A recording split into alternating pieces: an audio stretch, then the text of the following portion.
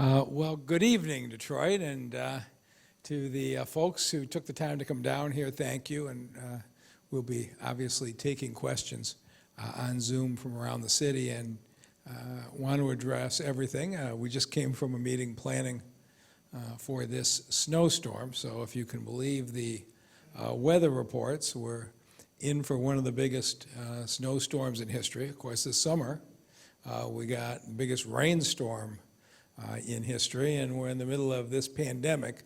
But I said, you know, Detroiters are tough. We're going to fight through it. Ron Brundage and the team are getting ready, and we'll be out there with the plows from the beginning until the end. We really aren't much into making excuses, and you've seen what's happened around the country on violence since COVID. There have been record shootings and homicides all across America. There's something about this pandemic that's caused people to be angrier, whether they're at home more. But at the end of last year, as the New York Times and the Wall Street Journal were writing about all the cities in America where the homicides and shootings had soared in 2021, there was a city that wasn't getting mentioned, and it was Detroit, because we were one of the few cities where the shootings and the homicides went down. And they went down in the last 6 months of last year. When Chief James White came in, brought his management team together, and we said, we're going to put $30 million in overtime into the police budget so you can have a visible presence every place people are gathering, every place that's a likely shooting. And I watched the department just do an absolutely outstanding job of managing. Now, we got a long way to go. Even though we went down last year, we're still higher than we were 2 years ago, and even that wasn't acceptable.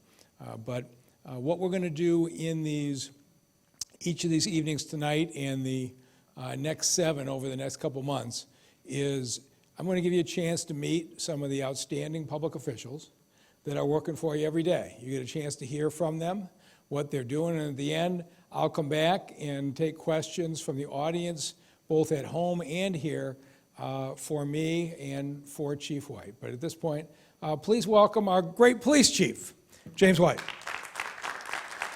Thank you. Thank you. It is an honor and a privilege to be here and talk through what we are doing in the Detroit Police Department and what we intend to do. I'm going to try to coordinate both hands here with this. There we go. All right.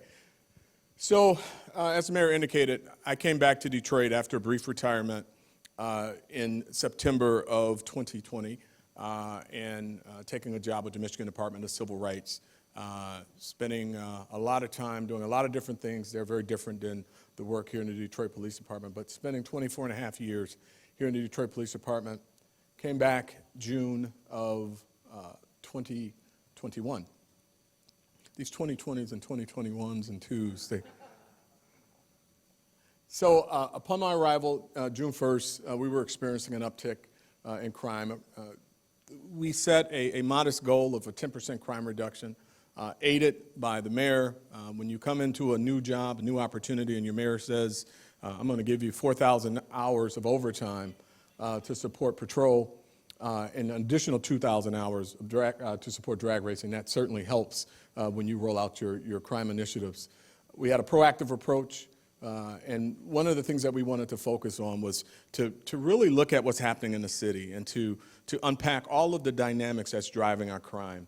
We put together a 5-point plan that included crowd management and code enforcement, police presence, old-fashioned police presence, on patrol, being in the neighborhoods, being in the community, noise enforcement, traffic enforcement, and community engagement. These were the 5 components that we recognized we could make a tremendous impact right away, right out the gate. With the support of our community, which I hear from my colleagues around the country about community support, and we are a model or a city to be modeled after. So many friends that I have that I met when we were managing a consent judgment years ago that said your community engagement, your community involvement is second to none, and I couldn't agree more. We ended last year with a 4% reduction in homicides, a 9% reduction in non-fatal shootings, and a 17% reduction in robberies. We're proud of those numbers, but certainly we're not going to brag about those numbers. When you look at the amount of violence in our community, it's too much. And to brag about a 4% reduction, certainly we have, 4% less, funerals, 4% less mothers burying their children, but you can't take a number like that and really expect to have an impact when someone is losing their loved ones, and they're going to look at your numbers and say, oh yeah, you're doing a great job. But it did give us the framework to know that our plan is working. So how do we expand on it? So we ended the year, as I indicated, with the numbers you see on the left. And what we did was we marked where we started. And when I came into the City of Detroit's police department to manage these wonderful men and women, I had to look at where I started, and that was June 1st. As you can see, the graph here illustrates where we were. The 5-point plan implementation occurred in June. We saw the trend line go in the right direction. Again, using our overtime, using tactical deployment, meaning we're looking at the crime trends around the city and making a decision about how we're going to deploy. Our deployment is not random. We put cops on dots. We look at where robberies are happening, larcenies are happening, B&Es are happening, and non-fatal shootings. Non-fatal shootings are failed homicides. So you have to look at what happened with this situation, who's out on parole, who's victimizing our community. And we made very deliberate deployment decisions, and we were able to see as we moved through that process that this was working. And as you see, we concluded the end of the year in the right direction, and then we're looking at our trend lines for the beginning of 2022. We're now looking at a 14% reduction in homicides, a 20% reduction in non-fatal shootings, and a 28% reduction in robberies. And that's, we want to continue to move in the right direction. And we analyze this daily, multiple times a day, to make our deployment decisions. So the 5-point plan. We closed out, as I indicated, where we were. We looked at a number of different aspects as it relates to our businesses, and you may have seen early on, particularly last summer, when we were having robberies and shootings at our businesses, we're going to hold these businesses accountable. We're going to go talk to them. You have to have buy-in. You can't just make money and go home. You've got to have some responsibility and some buy-in to provide a layer of safety for our community. So we go out when the robberies happen, the shootings that have happened, we've gone in those businesses and we found some of those businesses did not have business licenses. So if you bring us to your business, and we're going to look around. We're going to make sure that you have what's required to be a part of our community. And we've shut down a number of those businesses, but we've also encouraged a number of businesses to do what they're supposed to do and ensure that they've got the appropriate documentations, licenses, and so forth to be in operation. And that's all part of the 5-point plan. The other really big piece, and I don't give Todd Bettison enough credit, I don't know if he's here, my first assistant chief, who works very hard with our community, oh, there he is, hey Todd, who works very hard with our community engagement, making sure that I'm at the table with the right people and really pushing this plan forward and how they can help us. Overwhelmingly, it's positively received when you tell someone, here's how we can help you and here's how you can help you. That's generally a positive conversation. So we talk about our crowd management tools, and one of the things that we saw last summer, and we're going to make sure we replicate it this summer, is that we had a lot of crowds in areas of the city having a good time. That's what you want. But what you don't want is you don't want someone to resolve a relatively simple dispute with a firearm. Coming into these safe locations where people are congregating, having a good time, having a party, and then somebody bumps into somebody or somebody has an argument, and lo and behold, someone brings out a weapon and makes an awful decision to use it. Most times not even hitting the person that they're targeting, but an innocent person. And so we saw that last summer at a park in the 10th Precinct where I think we had about 400 kids there that were just enjoying a summer afternoon on a football game. A couple kids get into an argument, they pull out a gun, 4 or 5 kids get shot. We ultimately made the arrest. Thank God no one died, but the bottom line is here's a safe situation where people are congregating to have a good time. Unbeknownst to them, someone's having a fight about something that has nothing to do with them, and then gunfire. We tell that story all too often. So one of the tools that we've used to success, and we've asked for a few more of these towers you see on the bottom right. And those towers, you've seen them in Greektown, and they're occupied by an officer. and an officer is able to scan the area, report back to us, report back to the real-time crime center, hey, we've got a fight getting ready to break out. Hey, we've got an incident that looks like it's about to happen. We're not using that to do anything nefarious. We're not trying to use facial recognition or anything like that. That's good old-fashioned patrol, just looking to see what's going to happen, see what's breaking out. And they report that information back. Those tools are very, very successful. And we're using those now, and like I said, we want to expand those. We want to put those in neighborhood parks. We want to put those at events where people are saying, hey, I'm about to have 300, 400, 500 people for my block club party. We want to put those things on the corner so that you can have that layer of safety, so we can be there to provide that layer of safety and report back some of the information that we see. The other tool that we're excited about is just good old-fashioned metal detectors. What would happen if we were able to use those at large gatherings? What would happen if we had that metal detector at that football game I talked about? And the kids are coming in, they're non-invasive, you walk through it just like we do at the airport, just like we do at the casino. And if you get there and you look at it and you decide to make a different decision, like not bringing a gun in, and you turn around and walk away, we all win. That's a good day. We're looking at implementing those and moving those around. We'd love to see those at the Department of Neighborhoods. So when you're having a large event, that's something that you can ask for and get the assistance from the police department. Again, the idea is to change behavior. Change behavior. The other part of the 5-point plan that's very important is police presence. We've talked about this a lot. We demonstrated by doing. We used a lot of foot beats last summer. Very successful. I hope that some of you saw the foot beats in your communities by show of hands. So let's see if it's working. Okay, 1, 2. All right, there we go. But we really wanted to increase that. We're in a lot of the business districts, Livernois, Avenue of Fashion, all those areas, coming to 7 Mile and coming to 6 Mile this summer. We're using our new recruits, and we want them to spend the first time on patrol getting to know the community. And it's a program that we call Serve, Then Protect. So you got to get to know the people you're going to be protecting, and you do that by getting out of that scout car and walking those neighborhoods. I had an opportunity to work with some of them last summer. It was a very positive program.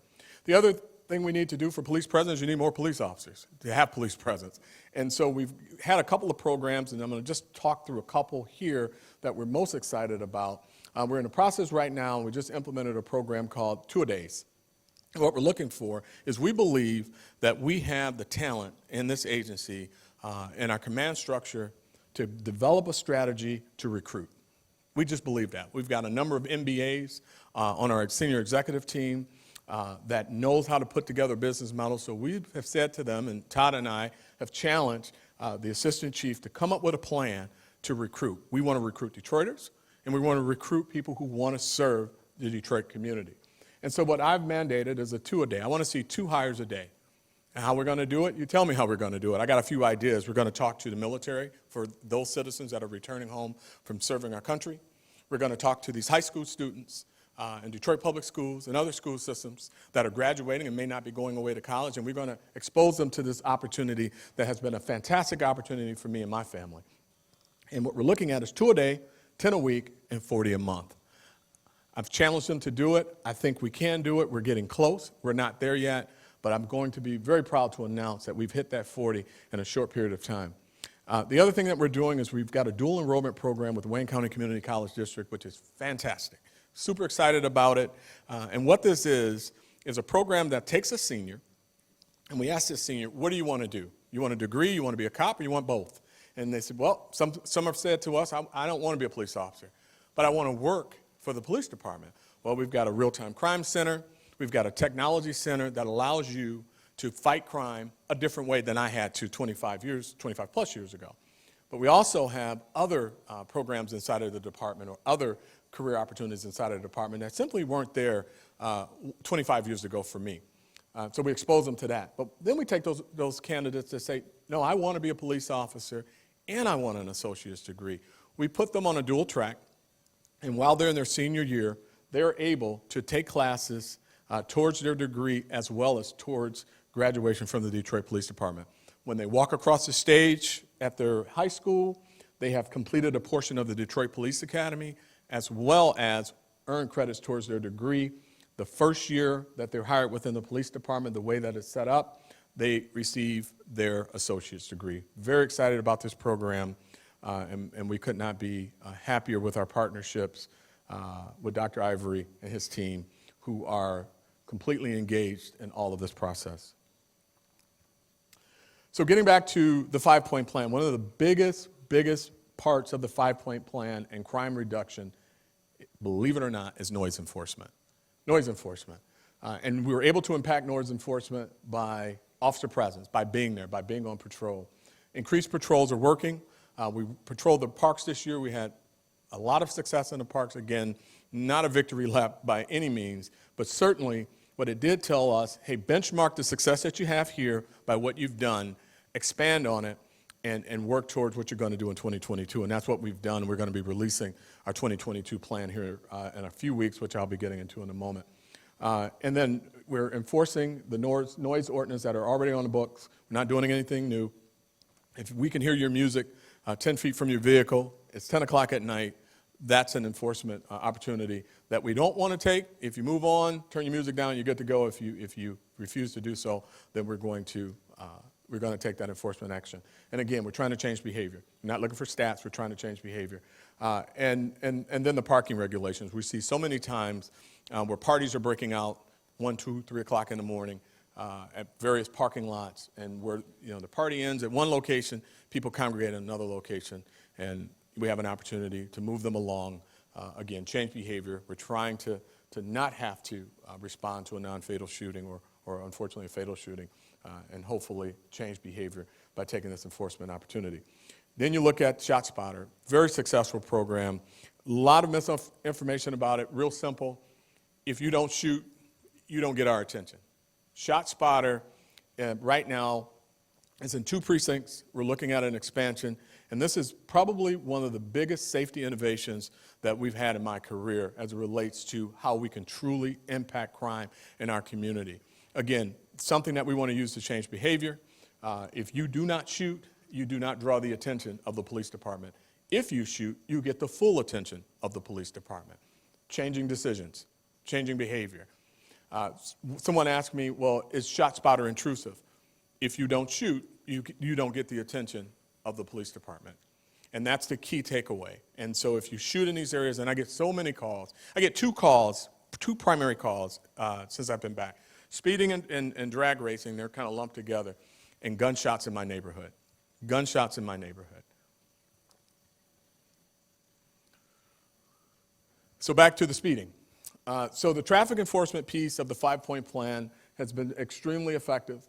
In addition to the 4,000 hours of overtime we have for increased police presence, we have an additional 2,000 hours that has helped us curb the unlawful activities of drag racing and drifting. This is a crime that is trending around the country. This is not just a Detroit problem. I also believe that the auto manufacturers play a big role in these muscle cars that they're building and putting, in my opinion, in the wrong hands. When you look at some of the speeds and some of the power that these kids are operating with, only a few years back, only trained professionals were able to get that much horsepower. Now you can lease it. This thing's out of control. Now you've got a weapon. You've got a missile that's flying through our community. I can't tell you how many times these vehicles, people have lost control, ended up in someone's house, ended up in someone's front yard. People have been hit.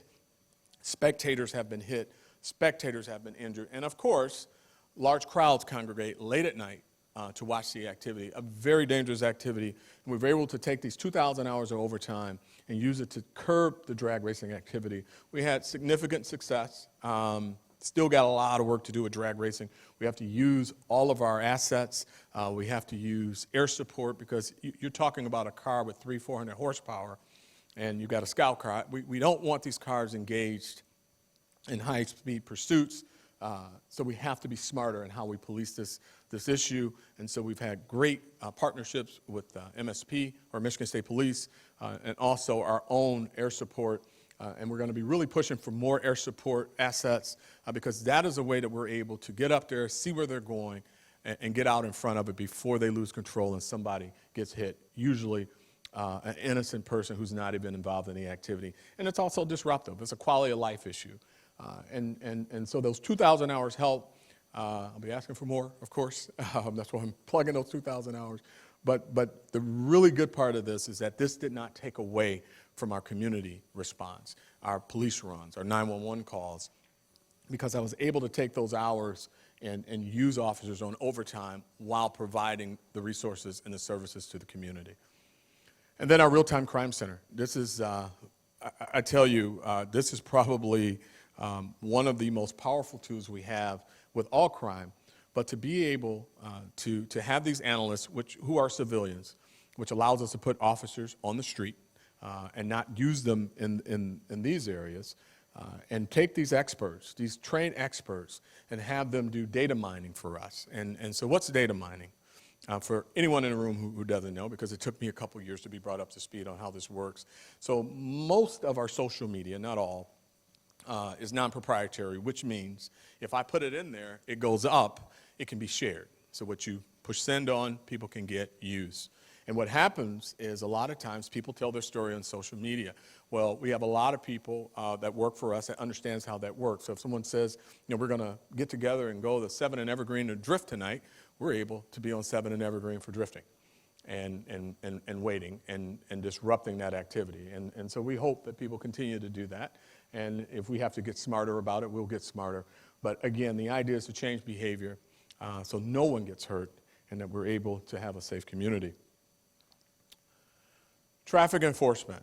The other call, text, email that I get a lot from our community is people are driving too fast. And I do think the speed bumps have been very successful, but we still have a speeding problem. We still have people being hit. We still have people crossing late at night. And we've got a few plans that we want to work. We're going to do a lot of PSAs to help people understand. You're wearing dark clothes, you're standing in the middle of the street. Some people can't see you. But the other part of it is just in the neighborhoods and in the community where people are driving too fast. So we've got a couple of these electronic speed signs. We've put in for more. We want to purchase more with some dollars. And we want to deploy those strategically throughout the city. Here is what we've identified as happening with the ones that we've got out. We've got a few on trailers. Most times when we have those out, and this was a surprise to me, we don't have to take enforcement activity. Guess what happens? People look at how fast they're going and they slow down on their own. And so we said, well, okay, here's an added benefit. This is like having another scout car. So we're going to strategically put those out. But at the same time, we don't want to lose credibility with them. We're going to take enforcement action once we put them out. So everyone won't receive a ticket, but we want you to see how fast you're going and correct your own behavior. But we are going to be running traffic and speeding operations in areas where our community is complaining about their safety. And dangerous driving. Now, we've seen the dangerous driving. We've seen the impact of dangerous driving. Our community engagement, our key stakeholders, all of the involvement that's necessary. We talk about what our community can do to help us, and I'm going to show you a few things that they can do. But again, we've got a great relationship with our community. We've got community trust, and we want to continue to make sure that that relationship is strong. And in doing so, we want to engage our community in ways that they can help us fight crime and make our community safer. And we're going to continue to do that. But the community engagement components that we're looking at right out the gate is, first, we're going to release the 2022 Community Safety Strategy, AKA a crime plan. What are we going to do for 2022? And that's going to be coming in the next few weeks. We're just about done with that. And each precinct has put their own direction on their particular crime problem, because we have a unique situation. We have 12 precincts. 12 precincts, 12 leaders, 12 individual problems, and 12 solutions. So what we're doing is giving every command officer an opportunity to address their own specific crime problem pattern and whatever exercises they want to engage in to solve their problems. But then we're going to look at best practices. We're going to see who got it right, who made it work the best, and then we will incorporate that success throughout our plan. So this is a living document that's going to be coming out. It's going to give you the four corners of what we're going to be doing, but we're not going to be so committed to it that we're going to be adverse to growing the document and moving from some strategy that we may have. Simply put, if we recognize that we've got a problem in one area that we're trying to solve, and our solutions aren't working in that problem, but we look at another, or in that precinct, but we look at another precinct, and they've solved that problem, we will adopt what that precinct has solved, because there's one Detroit. We're all the same city, we just happen to be different precincts. Oh, let me go back. So, that's the biggest piece, the 2022 Community Safety Strategy. Our green light expansion, we're at 802 green lights. We're going to encourage our businesses. It's a very successful program. Just got a call from Miami asking for permission to use green light in Miami. They're monitoring it, and they think it's a very successful program. Born here in Detroit, in the Detroit Police Department, probably one of the most successful crime deterrent programs in the country, and many agencies are emulating it, and we want to make sure we get to 1,000 green lights, a goal, a lofty goal, by the end of this year. Ceasefire expansion, outreach, education, and opportunity for employment. We have a robust ceasefire program here in Detroit. We want to make sure that our community knows what it is, knows the opportunities that it has, knows that it can help you change your behavior if you're engaged in using weapons or illegal activity, and you simply want help to change direction. This is an approach that is proven, it works.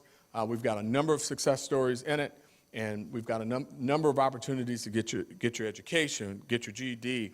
We can get your driver's license. We can give you a place to live if you're in a situation where you need to feel safe. And there are employment opportunities.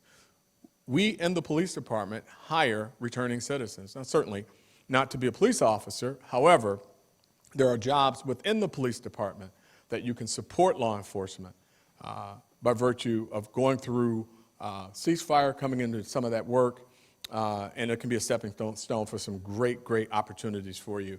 And I will say this, and I checked before I got here with one of the commanders that's over this particular unit where a number of our returning citizens go, and he said the returning citizens are some of his best employees. And so we want to make sure that we continue to expand that program and give people an opportunity. And then finally, Rewards TV, and that'll be launched in the next few weeks with the community safety strategy. And basically, if you see something, say something, and you can receive a reward for doing so. So this is the plan, this is the program, and thank you for listening, and I'll be here for any questions. Thank you.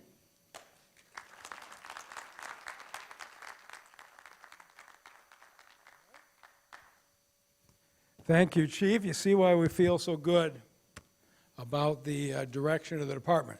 Okay, at this point, we're going to hear from you. So we'll take questions from the audience. You've got 2 microphones back there. We'll take 1 person from the audience, 1 person online, and we'll alternate the questions back and forth.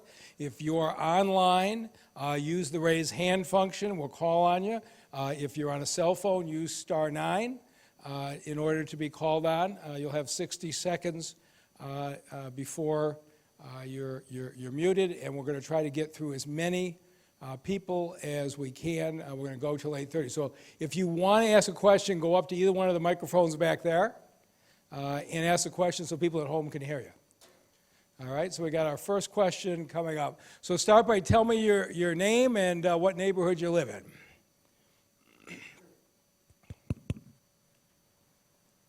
My name is Reuben James Crowley, Jr., and right now I'm a resident in District 7, District 3, and District 5. And my question to you is, there's been a cover-up of a murder by the police department in the city of Detroit, Kenesha Coleman's murder.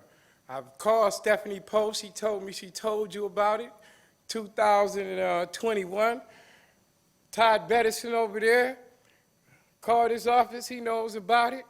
Chief White been dodging the question. I want to know how y'all classified her murder as suicide. She did not shoot herself. And for the Detroit Police Department to have her classified as suicide is reprehensible. And I'm going to tell you something. Her 5-year-old daughter, 2 weeks ago, asked me, Mr. Rue, can you help me with my mama?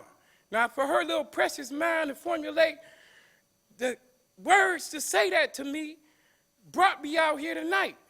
Now, I've did a 4.5-month investigation in this whole city. The police department, Detroit Police Department, is corrupt. And then not only that, the Board of Police Commissioners, you got all them people on the Board of Police Commissioners. Reverend Jim Holly is a whole fraud. I called him on the phone and told him I've been sending him messages for weeks. The man went back to work and never said nothing to none of them commissioners. Now, Time. Mr. Burton, now, Mr. So let me ask you this. I want to understand what you're saying. I just said it. Okay, you're saying that you do not believe the individual committed suicide, but you think a police officer killed her? No, she did not shoot herself. Oh, okay, all right, I thought, okay, okay. I just, McGinnis, is there anybody here know about this case, want to speak to it, or do we want to? Okay. If we, so Chief Bedison, if you want to maybe take that microphone, but I'm not familiar with the case. Okay. Yep, Mr. Mayor, Mr. Crowley, I'm familiar with the case and have briefed out numerous times, and we have also had numerous conversations with Mr. Crowley. Commander McGinnis just recently gave me a thorough briefing with this case, and it is evidence, and then it is also testimony, witness testimony that was provided to the medical examiner with family members of Kenesha Coleman that stated that she did take her own life. And so that's it, and we can sit you down and provide that to you, but that's the facts of that case. Let's share the information that we have. You know what, I don't know anything about this case. Okay. Could not have shot herself. Her own statement. Okay. Her dying words said she heard a shot and was shot. Okay. No gunpowder residue on her body or her hand, and no suicide weapon at the scene. Okay. No suicide weapon at the scene. You gonna believe people All that right. took a gun away from a scene of a gunshot Okay. wound victim? Okay, we'll share the information we have. All right, let's take a question from the audience. Who do we have? First caller, Larry Donald. You can unmute yourself. Okay, Your name and I what? can be heard. I can be heard? Loud and clear. Okay. Thank you for this opportunity, Mr. Mayor, and good evening. My Good name evening. is Larry Donald Burst, and I represent the interests of bus riders through the Choice People's Platform Transit Justice Team.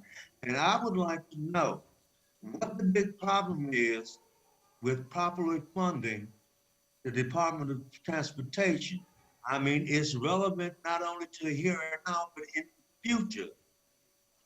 Yeah, the issue is, If you want to grow a big city, you need a good public transportation system, and we don't have one at this time. And they do not get enough funding, especially the city part. and so Let me give you an example of what happens right. I pretty much agree with you, but go ahead. So I agree with you. We do not have the bus system that we ought to have, but it's not a question of funding. We've got money within the budget that's not being spent. But across this country, people have walked away from the job of bus drivers. You're seeing it in school districts. You're seeing it in transit authorities. We've just raised bus drivers' pay 20%. But we have fewer buses on the road than we had 2 years ago. And so there's more time between the buses. And so we have a whole team at DDOT that their number one job is recruitment. We're going to fill these positions. And as fast as we hire drivers, we are going to put service back on the road. And it's purely a function of filling jobs. But I agree with you. We've got the money. We just got to get the drivers. We've got to get those buses back out there. No, it's not a complete function as that. Because it boils down to you asking the drivers to do too much for the money that you give them. I mean, you talking about.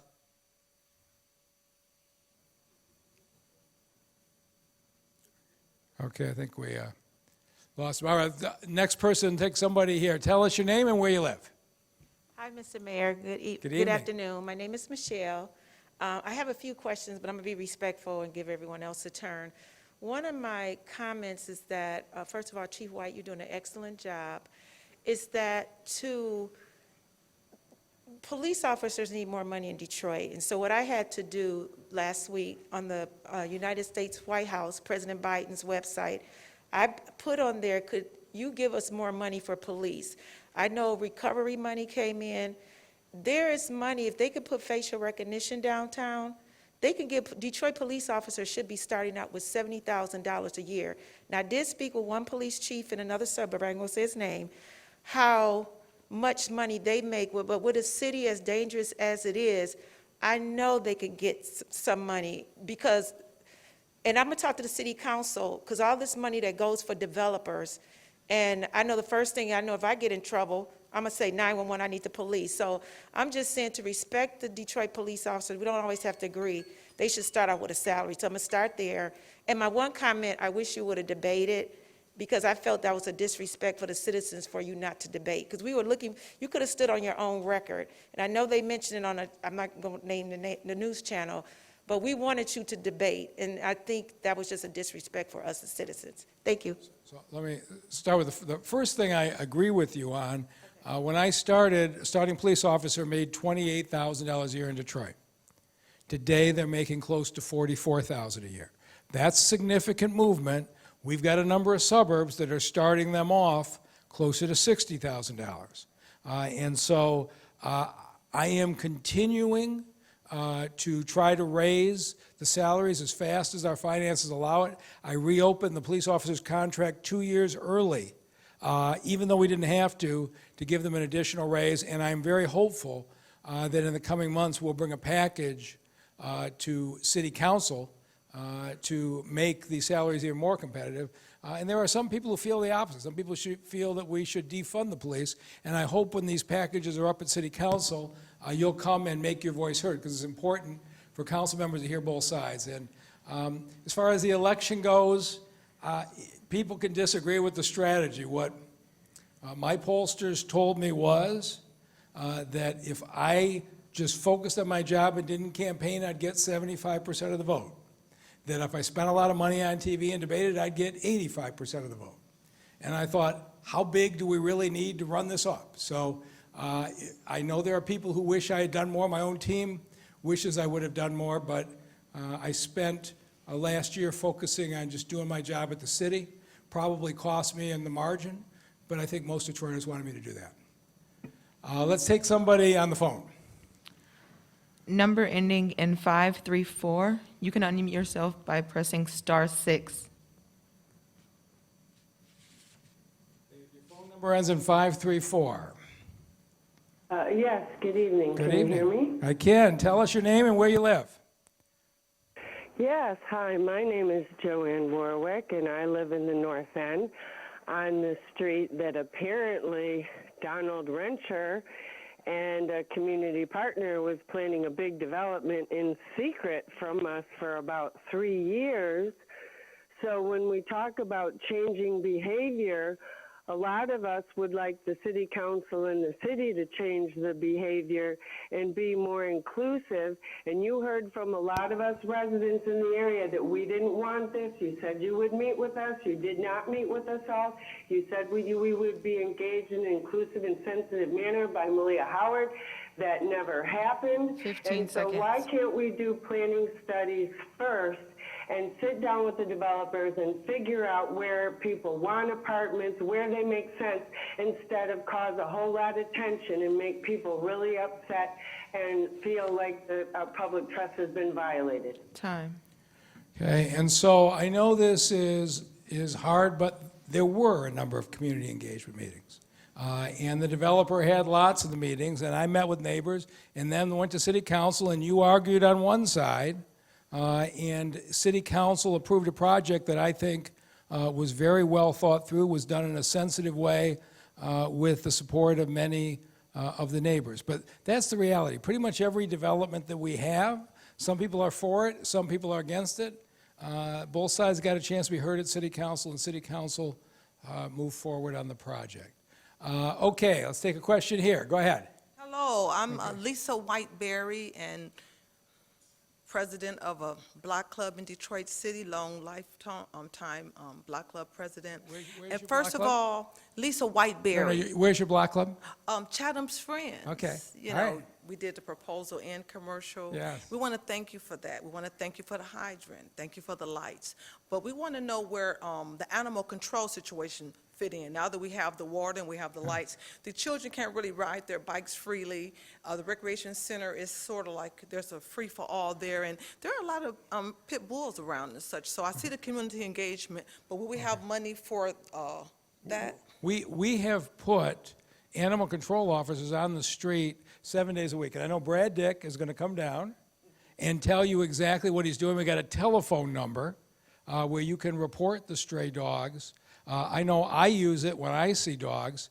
And if we got a particular neighborhood, we need to step up patrols. But Brad, talk about what we're doing and how people report. Will do.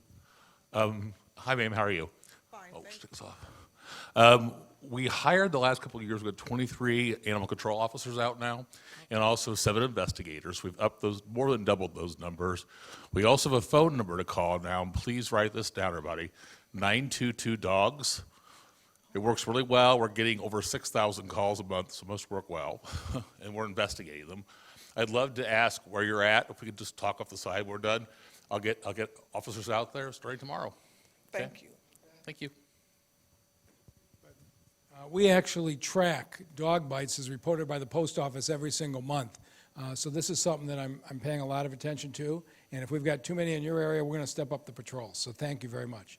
Okay, let's take somebody that's at home. Who do we have? Michelle, you may unmute yourself. Michelle, can you hear us?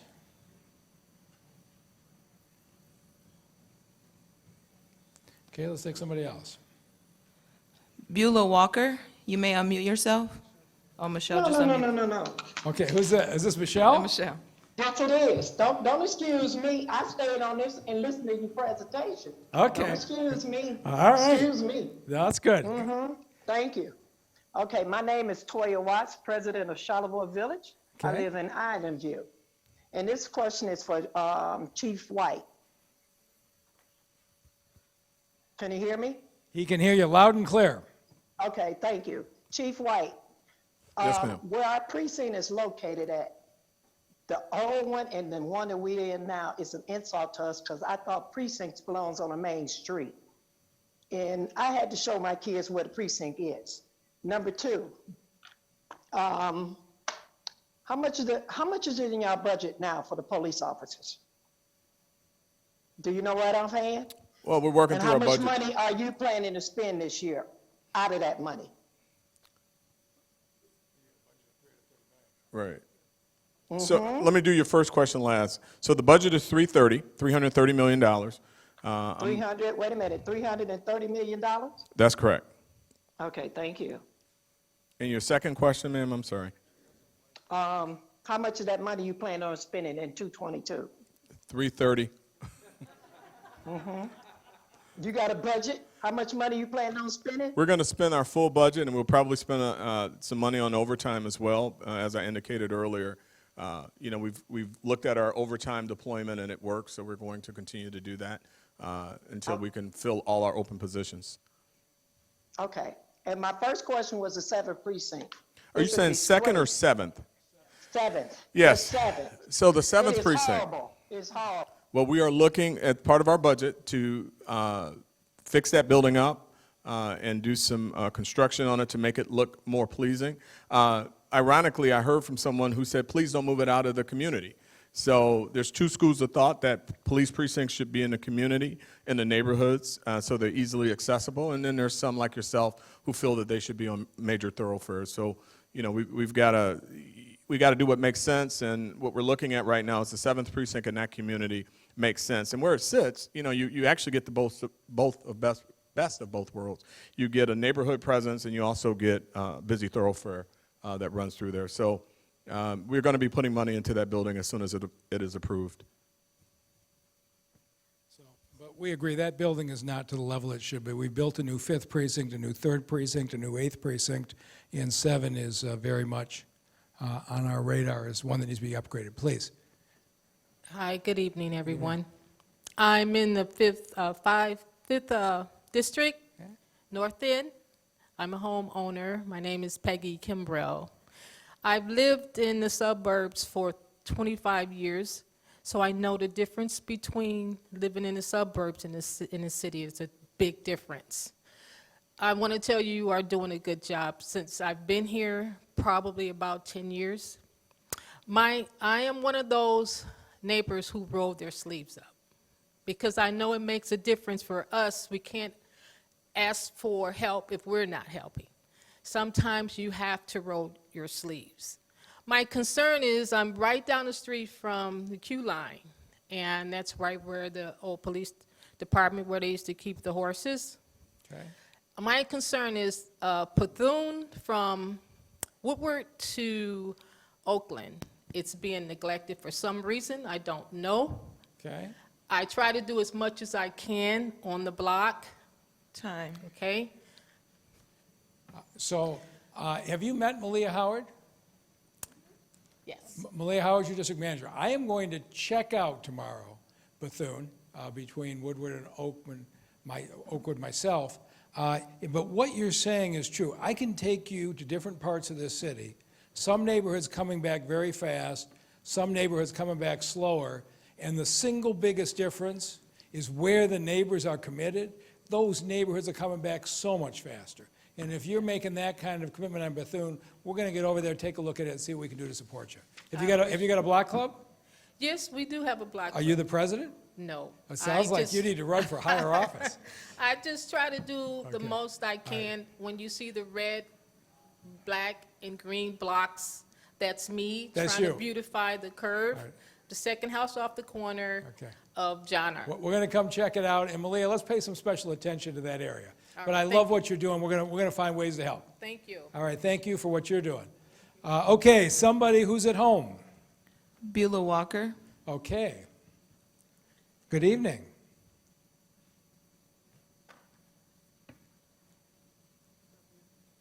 Ms. Walker, are you with us?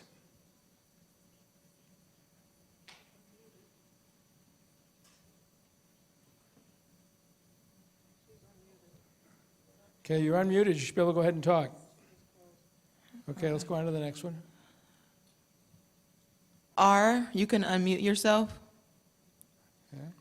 Whoever's listed as R, you're on. Yes, I already spoke, but you did not address my issue about why you didn't include everybody. Oh, okay. We've been down this road already, so lots of meetings in that neighborhood. All right, who's next? William Davis. Okay. Good afternoon, Mr. Mayor. This is Commi- William Davis. Commissioner, you didn't even bother to come down. I'm concerned about other people too. Okay, yes, that's fair. My concern to you, I like to express is the fact that the general pension fund retirees, we went through like a 7%, inflation, which decreased our purchasing power just for 2021. 7%, actually it's 7.1%. Between 2015 and 2020, it was like 9% over those 5 years. So we would like for you to find some way to give us a one-time booster shot of like 7%. That would only average out to $1,400. And also that would help a lot of people that's barely getting by. Can you imagine what it would be like to live off of $20,000 a year or less? Also, it would only cost the city less than $16,000. So, less than $16 million. $16 million. As I think you're aware, the federal court in bankruptcy prohibited us from making any changes to the pension system at least through 2024. So we could not legally do that if we wanted. What we are Not a doing, change to the pension fund.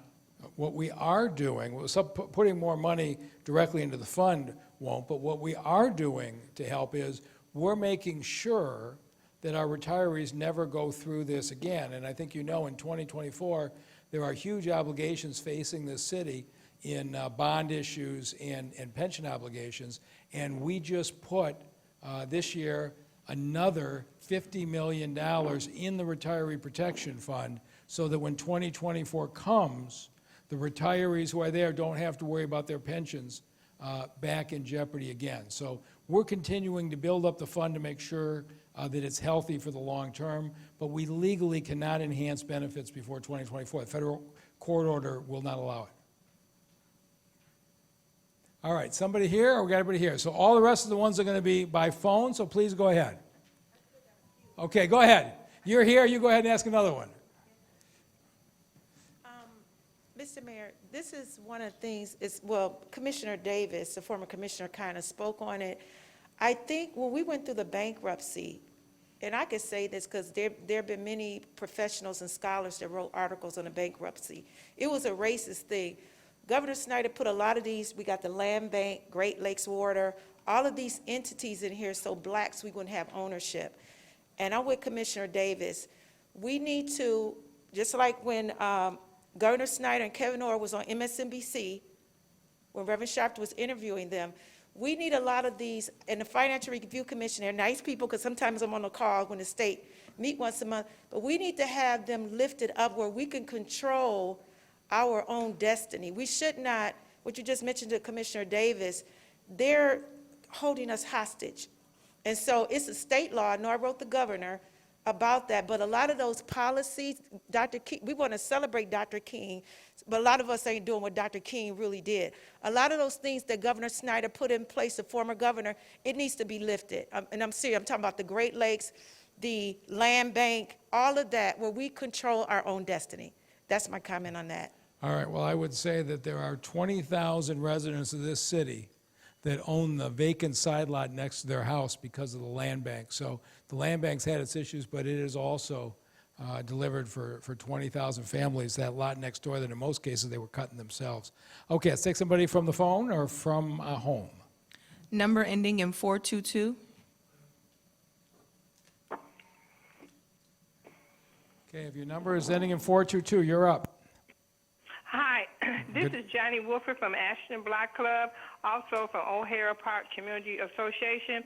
I was listening to, I think it was the commander was talking about, what was he talking about? Okay, he was talking about the crowd, the things that he's going to do to get more police officers and everything.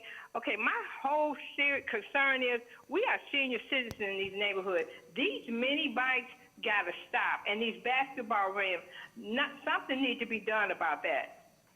Okay, so O'Hare Park, Chief White, what are you going to do? So that's part of our strategy. The mini bikes are a big problem. The four-wheelers are a big problem. We've got a plan to address that this summer. We're going to be issuing ordinances, and we're actually looking to put an ordinance in place, and we're going to be reaching out to council to talk it through. But we are aware of it, and it's on our radar, and we're going to do our very best to control it this summer. But we did see an uptick. All right, who's next? Go ahead. Is this one? Hi, my name is Nina Briscoe, and I'm a community partner. I work in districts 1, 2, and 5. We've had a lot of success. We've been a community partner since 2019, and we've had a lot of success with the Detroit Land Bank. As you are aware, there are still several vacant, blighted properties in the city of Detroit. As a community partner, we're limited to how many properties we can buy in a one-year period of time. So we recently sponsored a QOZ fund and raised $10 million. And as you are aware, we have certain restrictions and certain timelines that we have to go by in order to invest the money. We have certain timelines that we have to meet. It doesn't coincide with the land bank's timing, and so what we want to do is figure out how we can buy more vacant, blighted homes in the city of Detroit and continue to help revitalize the neighborhoods. So we can work that out with you. So here's what we have done with everybody. How many houses have you renovated so far? Over 20. Okay, so you've already gotten the city council waiver to go above the 9. Yes, and I've been asking to go to city council for probably the last 2 years. So, but the way the process works is the land bank can sell you up to 9. After 9, city council has to approve it because they didn't want another Hans Farms where somebody bought a whole lot of property. Why is that? What? I'm sorry. She hasn't been able to get more than 9 just yet. So every time she tries to go to city council, something becomes a barrier. So I'm trying to understand that. What is stopping you? Are we supporting you going above 9 at city council? I think that's a question for the land bank. So Okay, is Tammy or anybody here? Go ahead. So good evening, Ms. Briscoe. I'm not familiar with the details of your situation. However, I'll come up and we'll talk. Sure. But as the mayor was indicating, to get you above 9, city council is required. I'll also suggest that you talk with Elise Miller with our Occupied. I'm part of that program, Okay. and we've had major success in that program. So we're expanding that program, and so we would love to entertain you on that program as well. So this is Tammy Daniels, the new land bank director, and she has one job, and that is to become homeless. And so I expect her in the next 4 years to have the land bank own 0 houses. Okay. And so she's looking for partners like you. Okay. Because Tammy is going to get along a lot better if she can move them. So Tammy, maybe you sit with your new partner right now. Let's see what we got to do to get past this 9 limit. But are you succeeding in the ones you're renovating? Absolutely. Then I don't know why. Let's get that number up. Because you're what we need. Okay. All right? Thank you. Good. All right. The next time I see you, come and tell me how it's going. All right. Let's take somebody from home. Dewan Ashford. Yes, good evening, Mr. Mayor. Good evening. My name is Dwayne Ashford. I'm in District 5, and I'm the president of the Mcdougall Hunt Neighborhood Association. And my concern is that, are there any discussions that's in talk about people driving, speeding throughout the neighborhood, reckless driving with these dark tinted windows? What is Chief White planning to do about these people with the dark tinted windows that you can't even see the silhouette of a person? Yes, we have a tenant window ordinance, a law against tenant windows, and, you know, it's a situation where you don't want to pull people over just for that because they feel, you know, oftentimes that that's harassment. But the speeding issue, we are totally focused on speeding. In the presentation, I talked about that. We're going to be doing a number of different things in the community. What is your community again, sir, so I can make note of it? Okay, thank you.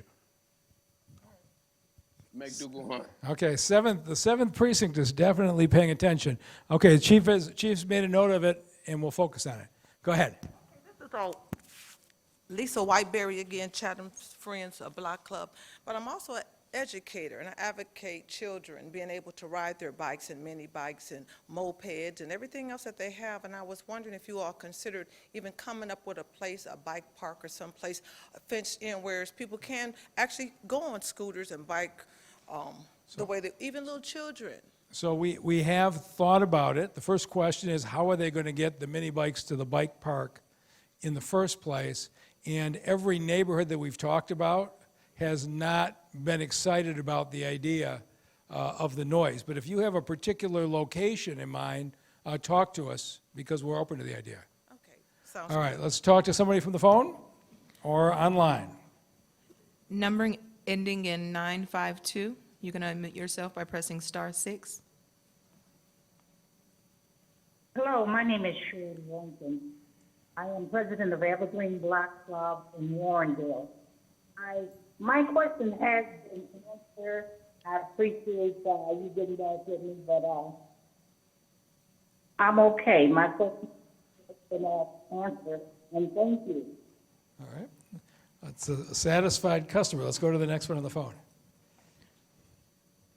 Number ending in 500.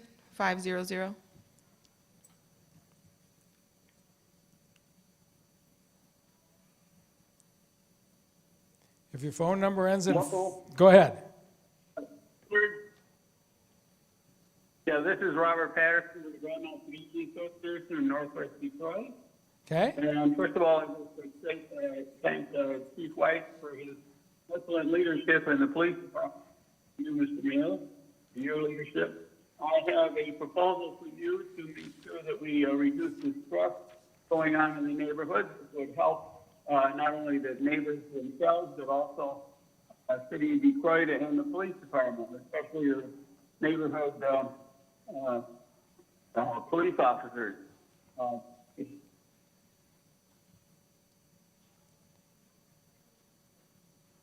The next 4 years. Okay, you're breaking up. The street and park in the driveways, their backyards, or garages. Very important that we keep our streets clear for emergency vehicles to get through it. It's a safety and security issue. And there seems to be an awful lot of recurring offenders that no matter how many neighborhoods Time. talk to them or NPOs, we're running into situations where they're just not listening. So Wait, what precinct is this? 8. 8th Precinct, okay. So Deputy Chief Bedison is here, and he's got the neighborhood police officers. Let's see if he can follow up on that. All right, go ahead. We'll take one more from inside, then I'm going to take all the rest online. Go ahead. Okay, I just wanted to tell you, I wrote a song for Detroit. It's called The New Detroit. It's about the old good, the old bad, and the ugly. So it's talking about the new Detroit, and it should be released in the 1st of June with the video. Were you going It's to a sing it? jazz. Yes. Go ahead. Okay. Are you ready? All right, it's Who fine. wants to hear the song? Yeah. All right, everybody wants to hear the song. Go ahead. Okay. Detroit, it's a wonderful place to be. Detroit, it's a wonderful place to see. Everything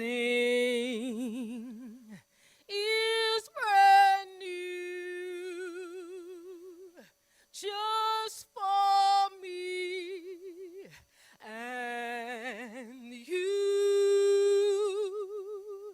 Detroit, it's a wonderful place to be right now. Everything is wonderful. Everything is new. No more crying. No more sighing. No more tears. It's so nice to see Detroit. Bright lights in the sky for everyone to see. Building here, building there, everywhere I see so clear. New people's faces, new everywhere I go. Detroit, right now. Hey you, let's go downtown. Let's hang around. Oh, what a crowd to see the Tigers swing that bat. Roar, roar, roar, roar. Detroit is the place to be. Oh, yes, it's a wonderful place. Come and see.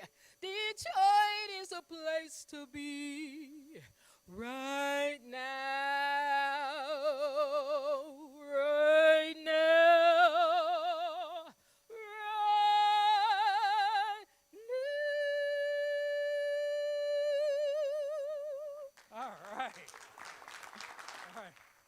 Okay, wait. Don't go so fast. Wait. In 8 years of doing these meetings, you are the most interesting speaker I've ever had. So you're very talented. Tell everybody your name again. Peggy Kimbrell. Peggy. I was raised on the west side of Detroit. Motown, knew all of some of the people like Four Tops. Tina Marie, bass player we grew up with. I grew up with Cookie Magic's wife. We grew up down the street. Stevie Wonder, background singers, was one of my best friends. Wow. So I go to Greater Grace Temple, Bishop Alice, and I'm just working on my album right now. Well, congratulations. Great success. Very uplifting. Thank you. All right. Let's. I'm sorry. Why don't you take her the microphone? Yeah, thank you, sir.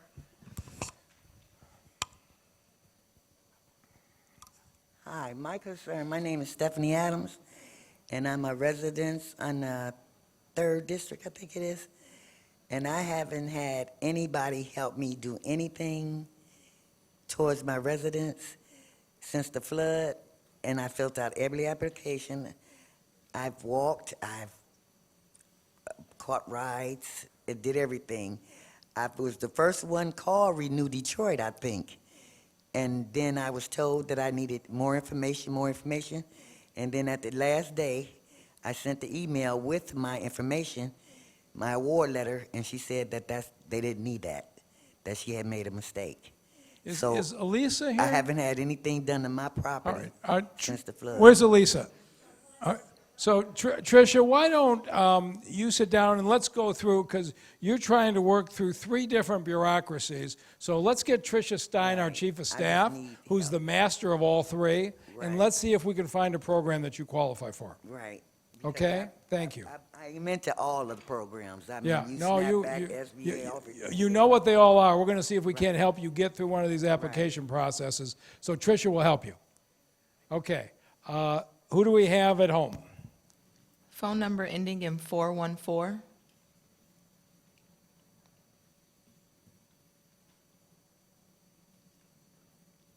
You can unmute by pressing *6. Okay. Patricia Little.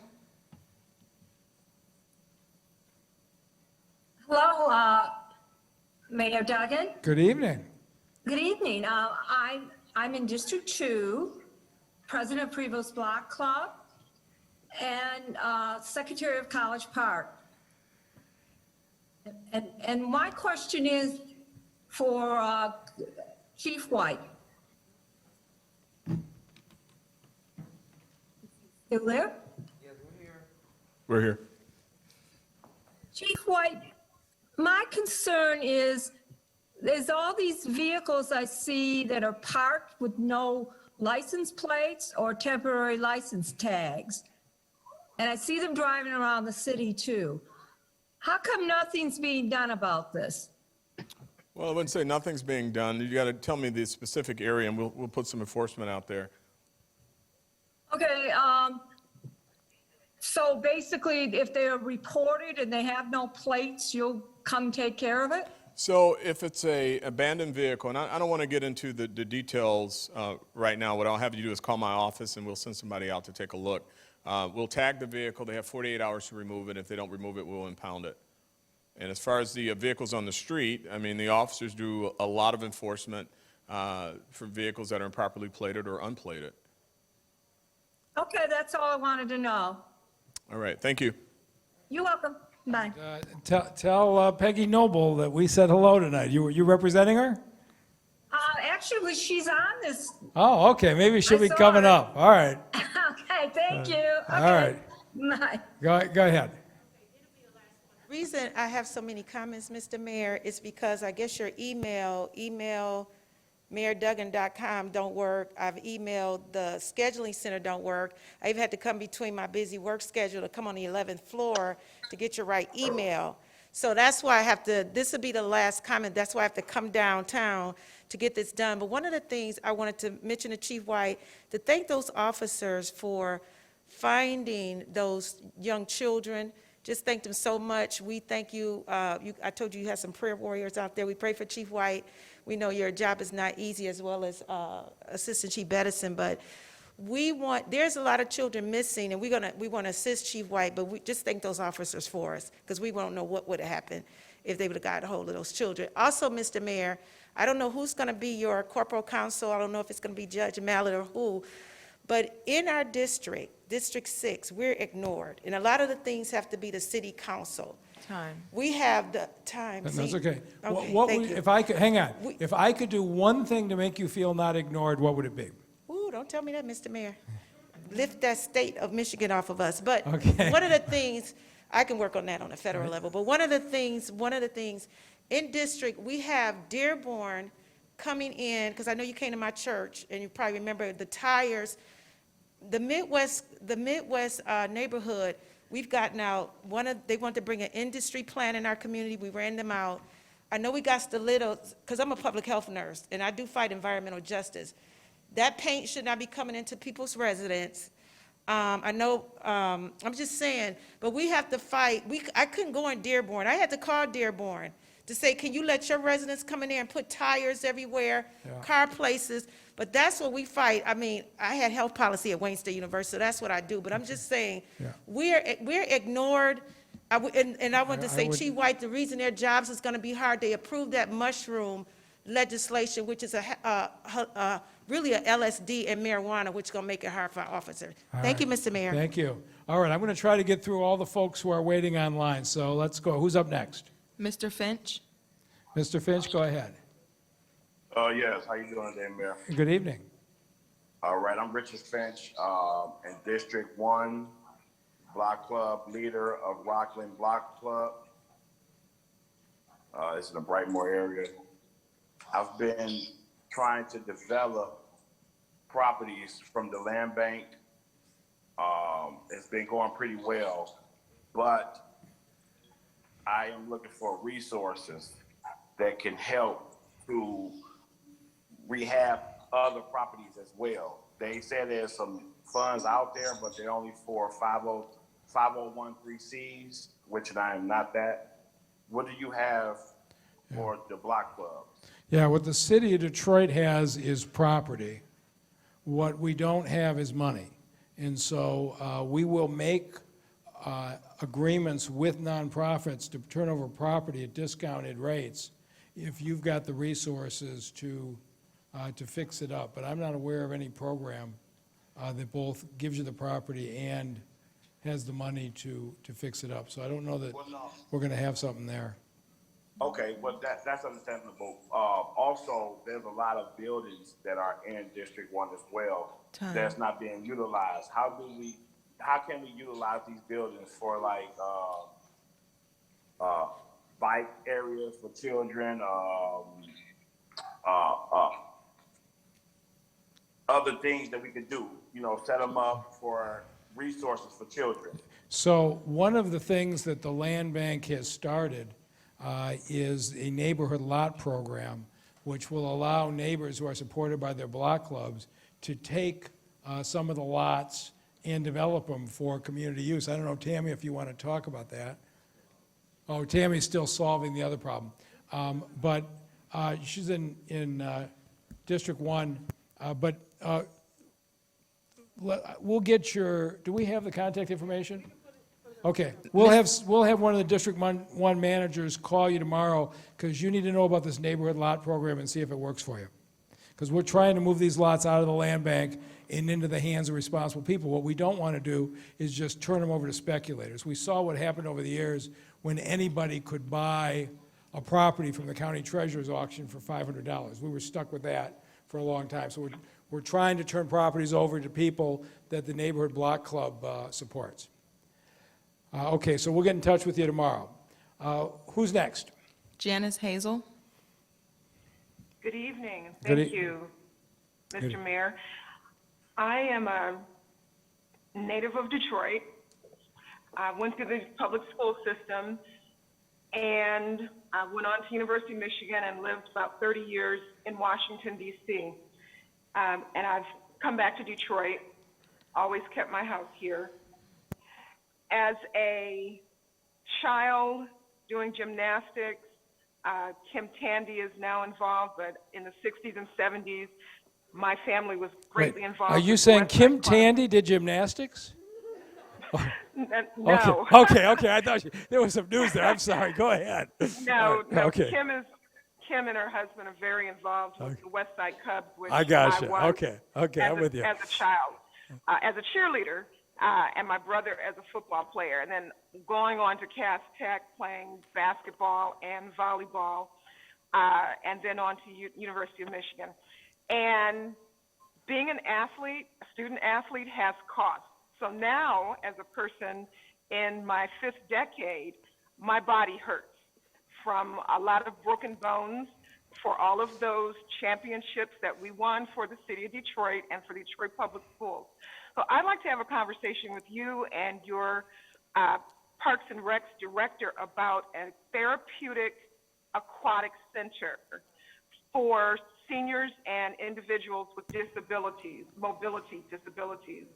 In Washington, D.C., there's a fantastic therapeutic aquatic center, free to the residents, where the pool, the swimming pool, is specifically for those with mobility challenges, arthritis, and other issues. It's always year-round, heated at between 92 and 95 degrees. All right, so we will pass that on to our rec department. I don't know if we run any programs like that in any of our rec center pools now, but if we got your contact, we'll get back to you. Okay, who's next? Number ending in 804.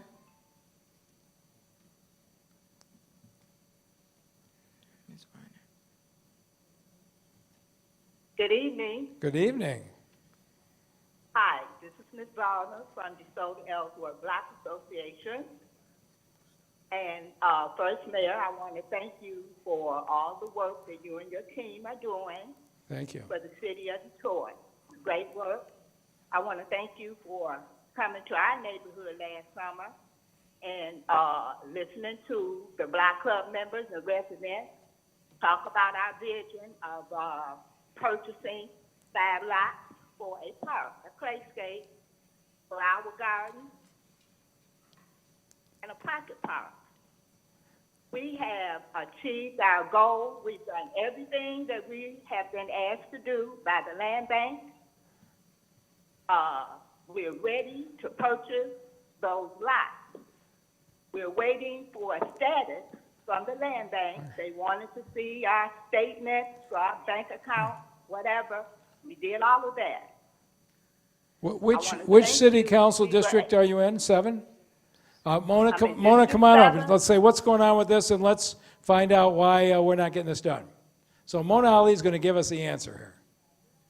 And one other thing, I Go also ahead. want to say that we still have the vision.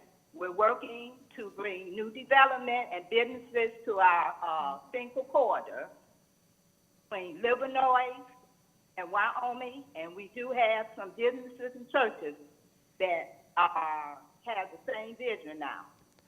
Well, that's exciting. You like what's happening with the Joe Louis Greenway?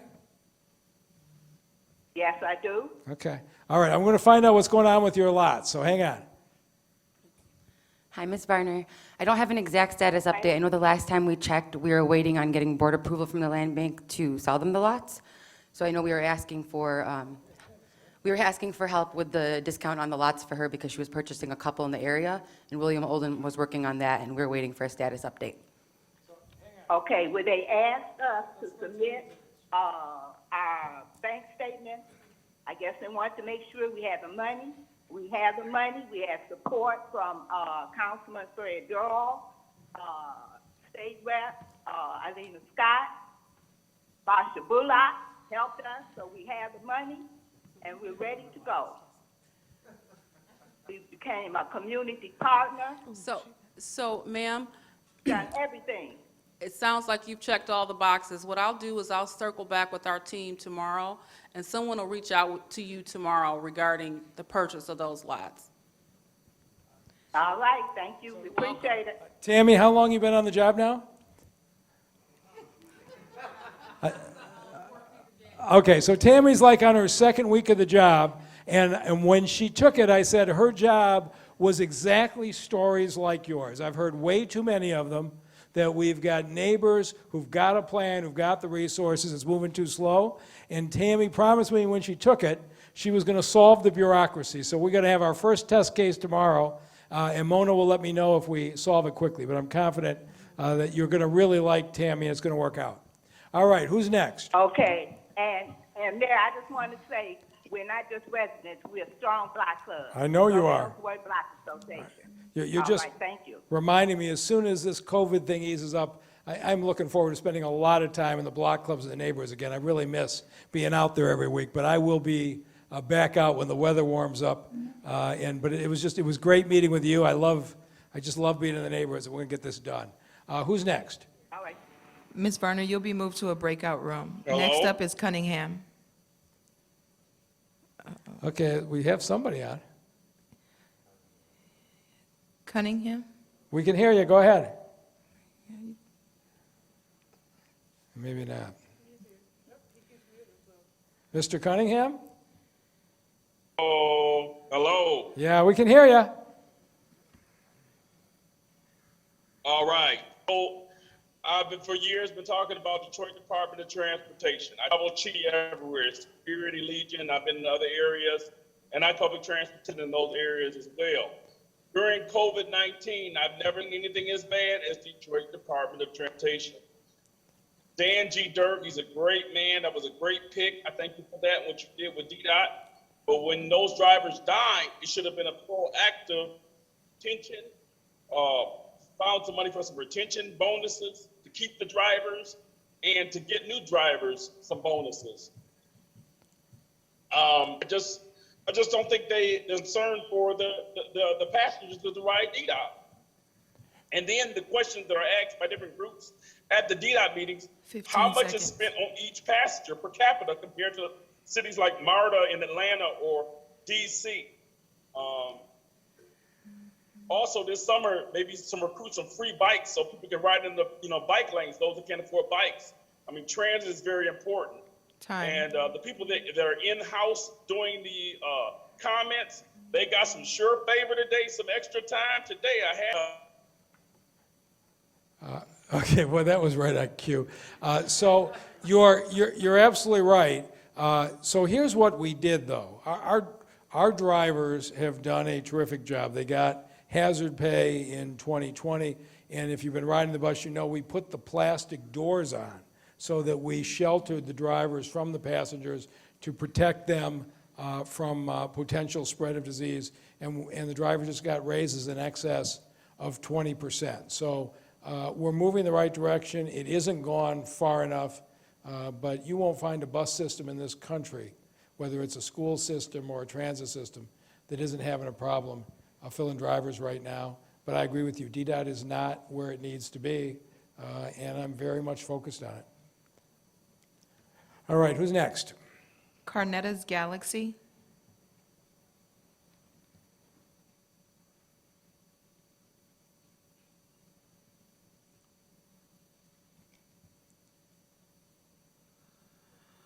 Carnetta's Galaxy, you can unmute yourself.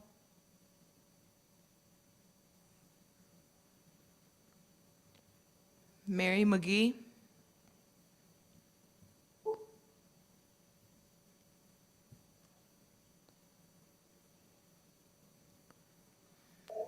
Yes, good afternoon. Thank you.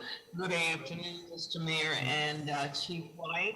I'm Mary, President of the Sixth Precinct Community Relations and the President of the Longacre Arts Block Club. Mr. Mayor, we feel that you are doing an excellent job at this time. Well, thank you. Continue to stay involved with the community because you are a leader and the House is just as great as a leader. Now, this is for Chief White. Go ahead, you're going to be nice to him, aren't you? Yes, I am. Good afternoon, Chief White. Good evening, ma'am.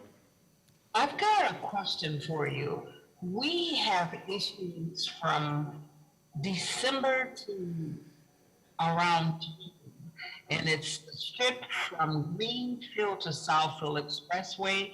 We have a lot of pop-up car dealerships, and it's a lot of issues that don't appear to be quite legal. We have like speeding up and down through the neighborhood, and they only pop up certain times a year, and then they're gone about February. Okay, next brief question. Time. What is involved with the precinct? When you promote our offices, we'd love to have them promoted, but could you please let us know it about a couple of weeks in advance?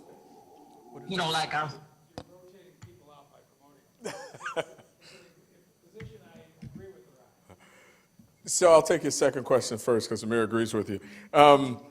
The problem is a good problem to have. We've got some people that are really excelling and doing a phenomenal job for us.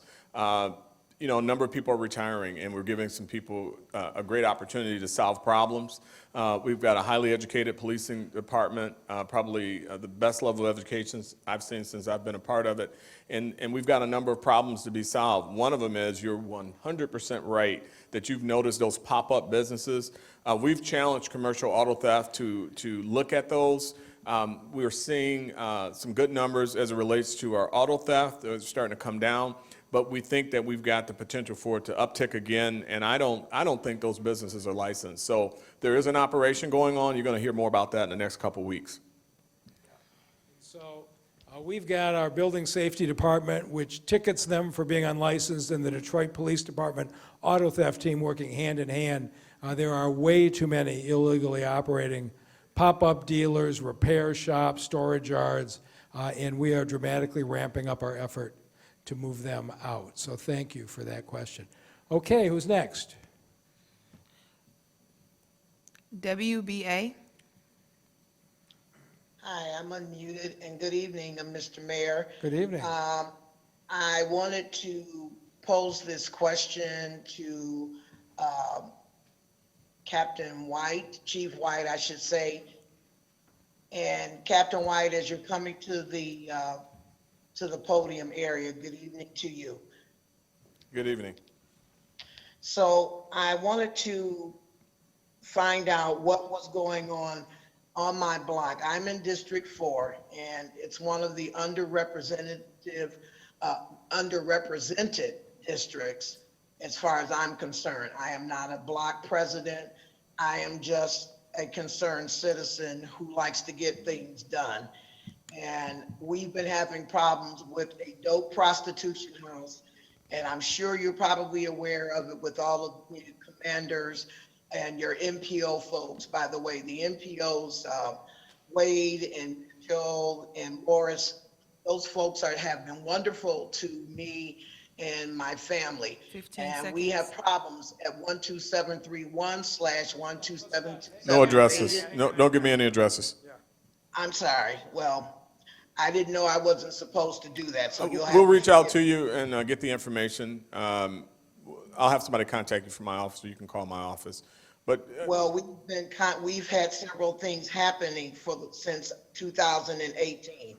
okay, And we can those follow up. areas- Let me apologize for interrupting. I just don't want you to put the information out in this forum, but we'll make sure that we reach out to you, or you can give me a call at 596. We'll move you into a breakout room to Okay, gather thank your you. information. Yeah, and we'll follow up with you, ma'am, and then I'll reach out personally to find out what the concerns are.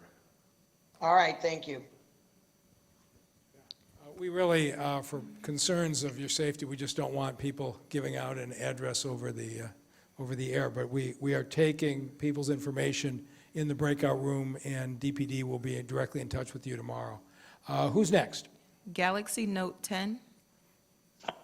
Hi, can you hear me? We're loud and clear.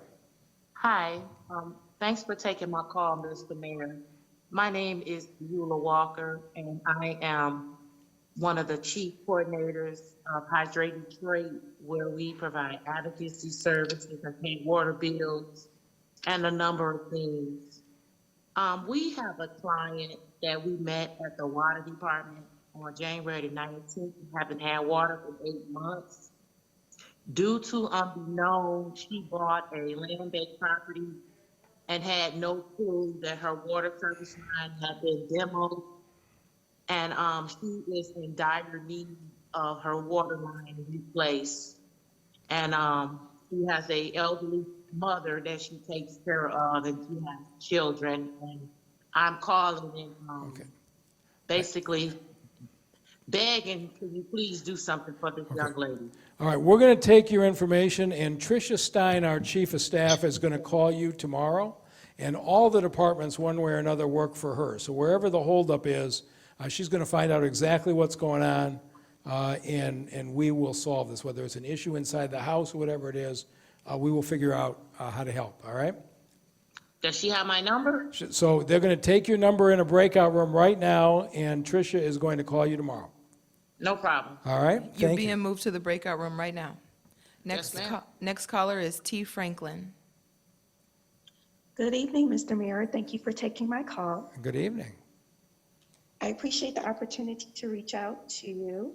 And I live in District 2, the wonderful neighborhood of Sherwood Forest. I am the Sherwood Forest president. Okay. And today I had a few concerns from our residents regarding a water main break and reached out to the city department, the water department, and ultimately to Kim Tandy, who is always one who listens, cares, and advocates for the citizens over here in District 2. I heard back from Kim pretty quickly, who informed me that the situation was being handled by Mr. Ron Bondridge, and I want to thank her for her fantastic job and what she does in our neighborhood and for the entire District 2 community. Lastly, I would like to acknowledge one of the detectives out of the 12th Precinct. I received an email a few weeks ago stating that Detective Tamara Conway of the 12th Precinct was phenomenal in assisting the citizens here in the neighborhood regarding a situation. So I just wanted to acknowledge these two persons for their phenomenal job and representing our district and our neighborhood. So thank you very much. Well, thank you. It's human nature to focus on the things that are going wrong, but a lot of these folks are working really hard to do good stuff, and it means a lot when you call in and recognize them. And so thank you. And you know, that water main break in Sherwood Forest, the DWSD director lives there too, so apparently Kim solves everything. All right, who's next? Ann B. Hello, this is Ann Byrne, Good evening. President of Springdale Woodmere Block Club. Good evening, Mr. Mayor. I just wanted to say that I appreciate the transparency once everyone knew what was happening with Fort Street Dearborn. That is the corner of our block club area. It's an association of block clubs. And we in this area have been very aware of how unstable our soil is, how the rain affected it, the fact that we're really a river delta, that the salt mines have been blasting underneath it for decades, and the excessive amount of weight that had been piled on that. We are looking to see that the same protections that the River Protection Ordinance is going to be affording us going forward, particularly with regards to re-inspections, will be extended to the Rouge Channel as it affects us. We also know, we knew the condition of the soil, and we know that had things like the fugitive dust law had been enforced and other complaints about tires burning and things like that, had the inspectors been out, they would have seen the piles and understood the problem before it probably ever happened. So I appreciate what you're saying, although in this case, it wasn't a lack of inspection. I was out at that site myself, and what happened was pretty remarkable. People may have seen it on TV where that marijuana shop got pushed up in the air, and it turned out it was a combination of a pile of heavy metals in a particularly vulnerable part of the dirt after a lot of rain. And you're right, we had that entire stretch within maybe a half a mile of the river in southwest Detroit, I think is very susceptible to heavy weight loads. And so we are ramping up the inspections, but we're also looking at maybe a much tighter ordinance, because at least as far as I know, the individual didn't even break the law. We did not have strong enough ordinances, and we're very focused on that right now. We understand the risk on the soil conditions, and our inspectors are working it really hard. All right, who's next? Caller ending in 671.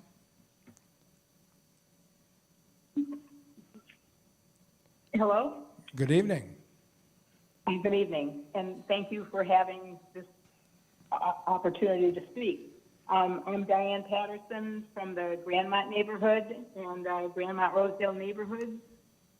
And first of all, I agree with the people who have talked about speeding cars and illegal parking. And one thing that I don't think was mentioned is cars parking on lawns. We seem to have an uptick in this activity on a regular basis, and the NPOs can only do so much. So I'm wondering, how do you get parking enforcement, if parking enforcement handles that as well as the NPOs, to patrol our neighborhoods a little bit more? And I have one other comment, and this also goes to a comment made about air quality. In our neighborhood, we're experiencing a company that is trying to develop an asphalt company near I-96 and Schoolcraft. And we already have another business that's located to our neighborhood that, you know, we're happy about. That's at Greenfield in I-96, which is a yard, dirt, boulders area. Time. And that is contributing to air quality issues already. And to have something else move in that was denied, but now it's being appealed, I would like you to consider the neighborhood's impact. And So we did consider the neighborhood impact, and we denied it. So we acted administratively on it. I agree with you. It was denied. Dave, where's the appeal now? I believe it's with the BZA, Mayor. Okay, so they are now appealing to the Board of Zoning Appeals, which is appointed by City Council.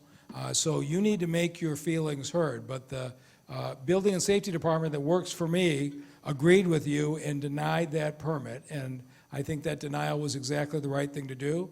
You need to be vigilant at the zoning board. That's under the legislative branch. So make your voices heard.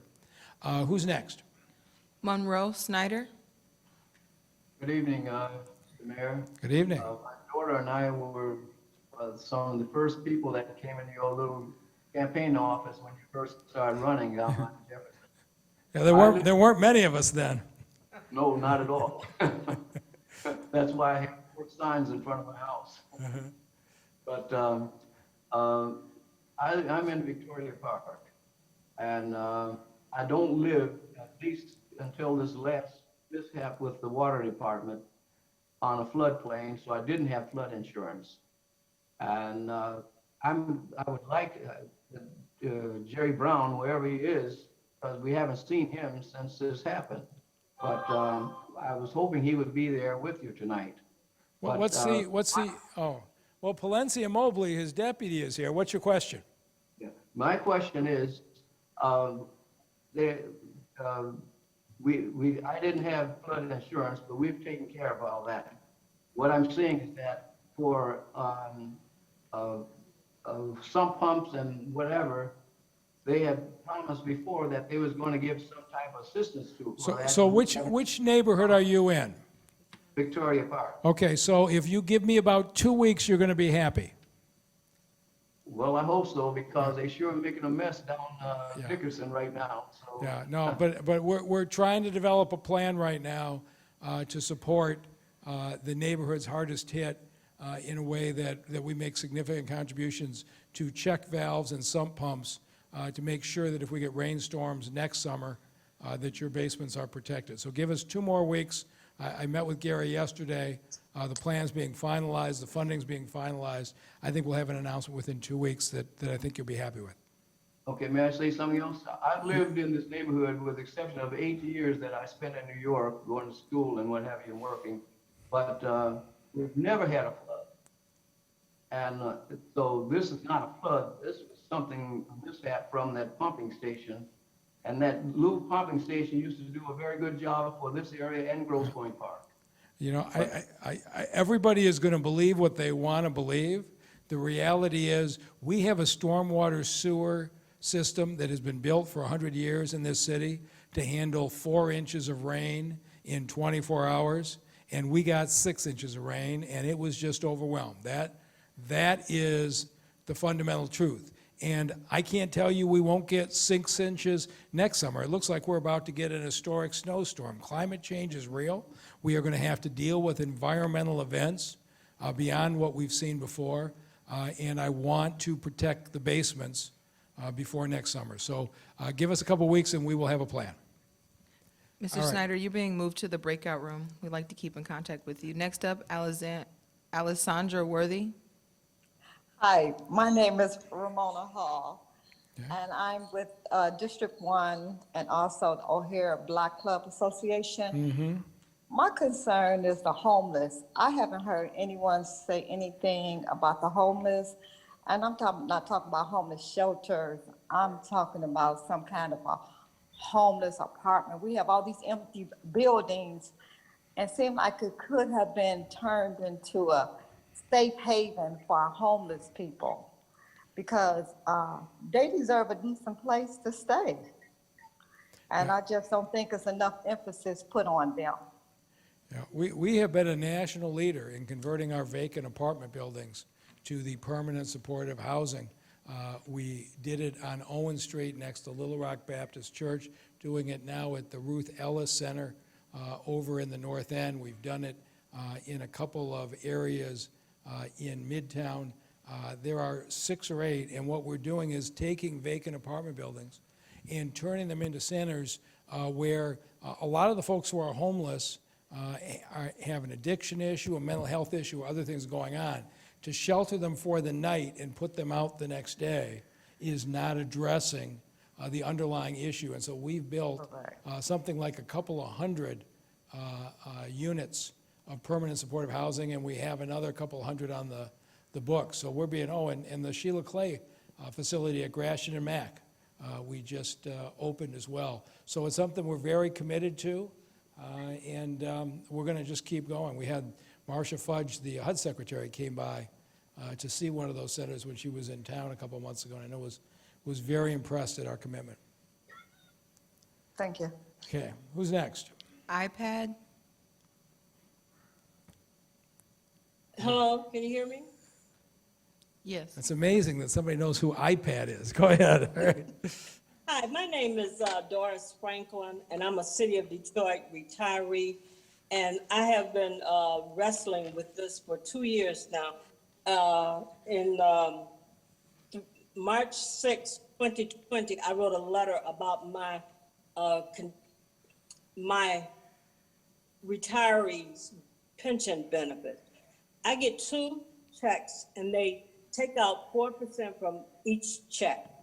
And I don't think it's fair to me, because my one check is from my deceased husband. And I wrote all these letters 2 years ago, and I wrote them again in September. And I just sent out a bunch of them the other day. And no one has responded to me. And I'd like some answers on that. Who did you send the letters to? I sent it to all the council people and yourself. Okay. Is there anybody here from the finance department? And also, Mayor, okay. you said that when we gave that 4%, we would get our money back when you got your bankruptcy ended, or when you got a good finance situation. And we've been waiting and waiting. There's a lot of retirees out here. Okay, well, I never said you'd get your money back. That was a settlement in the bankruptcy court that I had nothing to do with. That was done by the emergency manager. But I'm going to go right to the top on your help. And we're going to get you to Conrad Mallett, the deputy mayor, who's a great judge. And if anybody can solve the issues with the pension boards, it'll be Conrad. So he will call you tomorrow, and we'll look through your finances and see if your deductions are appropriate. You are being moved to a breakout room for your contact information. Next caller is J.W. Mitchell.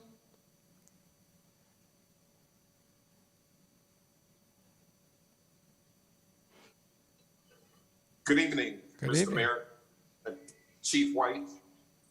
I have a question and a recommendation in regards to the demolition/rehab. Question is, what's the status on that? And I was wondering. Right. The status on what? the $250 million that was voted on. Oh, that's, It was supposed to be a combination of demolition and Right. rehab. all right. We are right now taking down about 50 houses a week this winter and renovating about 5 or 10 a week. And if you've got any particular address that you want to know, we can get you the details on. But we are running well ahead of schedule on the rehab side. We're a little bit behind on the demolition side, but we're going to catch up this year. Are those properties part of the rehab, part of the land bank, the rehab Yes, properties? yes. So what they're doing is that houses that can be saved, Lawan counts, and the team, is Lawan here? Tim's here, all right, well, I'll do this. So they are going into the houses that can be saved, and they are cleaning them out. They're putting the clear glass plastic over them to protect them and trying to cover any leaks in the roof so they're secured so we can take the time to redevelop them. And they're going to take, something in several thousand that will be done that way. And so that's what's happening on the securing side. And the land bank is going to be out of houses in this 4-year period. We really are going to make the goal for Tammy Daniels to own no houses. Marguerite and Scarlett.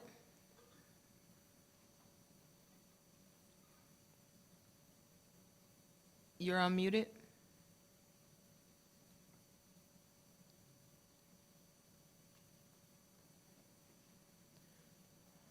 Hello. Good evening. Good evening.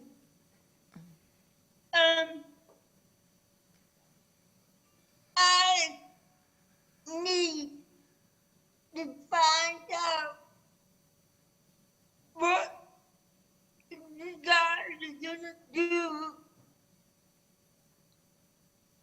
about people with disabilities need Kim? housing. Specifically,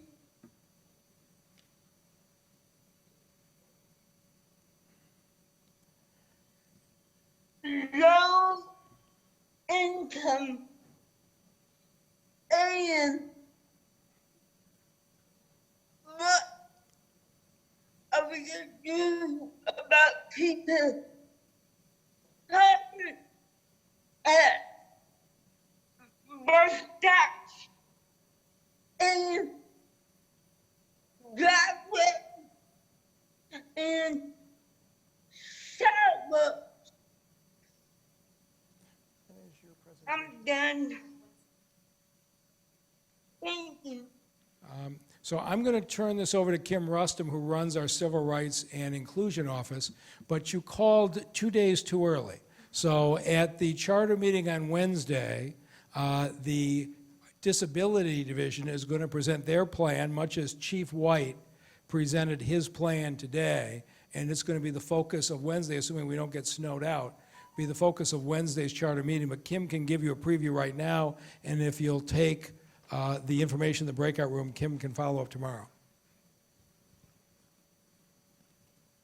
Hi, Marguerite. How are you? Oh, she's muted. Oh, okay. I'll just respond. Hi, Marguerite. I hope you're doing well. So yes, please tune in on Wednesday because we're going to actually have our director, Christopher Samps, who I know you know very well, is going to be on, and he's going to be talking about what we've accomplished in 2021 regarding our 3-year strategic plan. And then we're going to talk about in this new year, everything that we're working on with all of our departments. So we last year announced all of the initiatives that we're going to be working on together with our partners and our departments. And so that includes, work around public transportation, around sidewalks, around just a plethora of different things that we'll work together on. So I'm excited for you to tune back in, but I'll also communicate with you after this so we can make sure that if there's anything you specifically need, we can make sure that we take care of that. So I hope you have a great day, Marguerite. Marguerite, we're moving you to the breakout room so we can get your contact information. All right, who's next? Anna Martinez.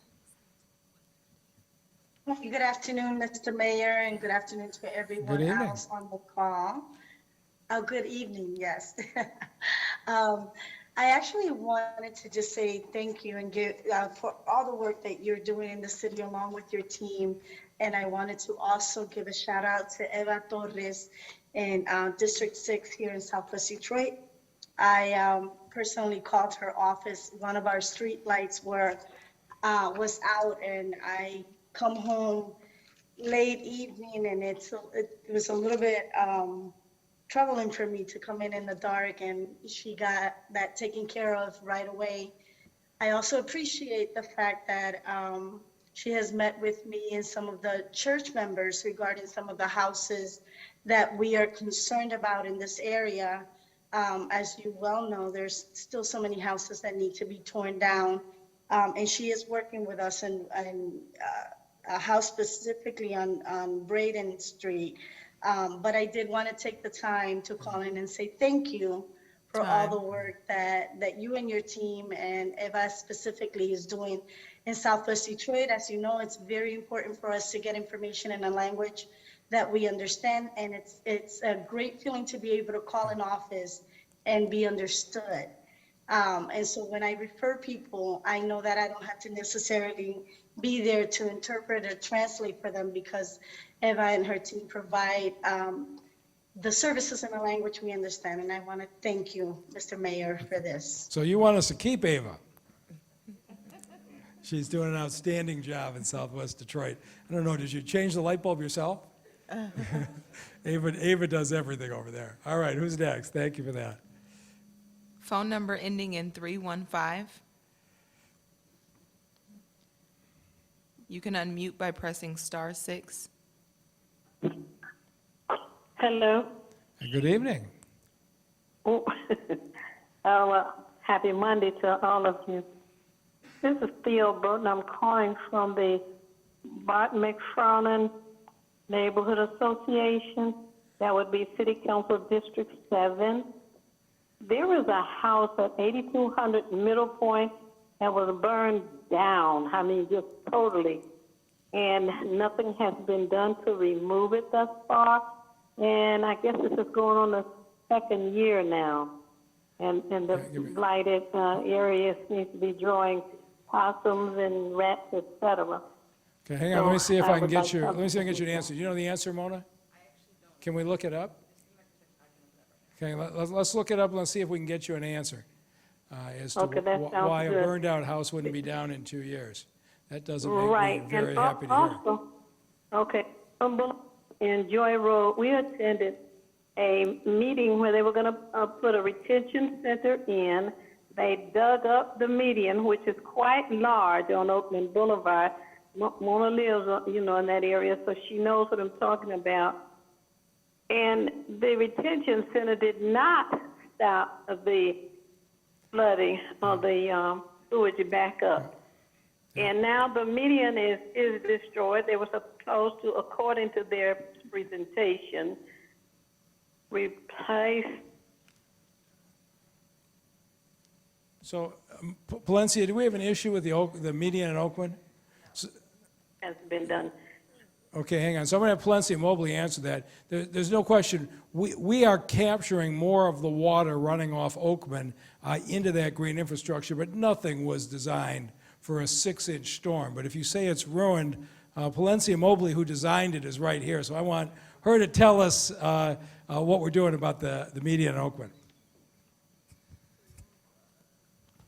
Thank you, Mayor. He gave me a little bit too much credit. I did not quite design it. So the median on Oakman is working as it was designed to work. It is only for your typical 1 inch to 1.5 inch rainstorm. It is not designed for the event that we received on June 25th and 26th or July 16th either. And so that is performing as it was intended to perform. It just was not designed to handle this type of event.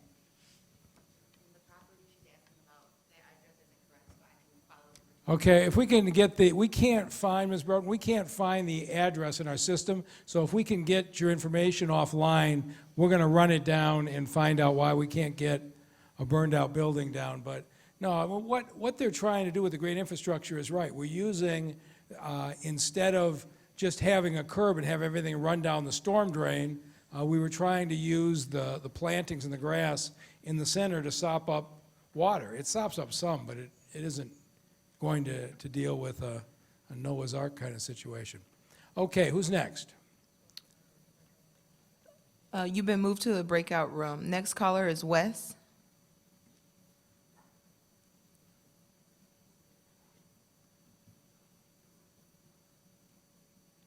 Wes, you can unmute yourself.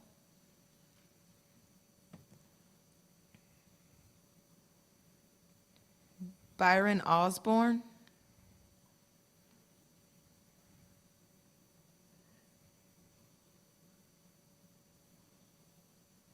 Byron, you're unmuted.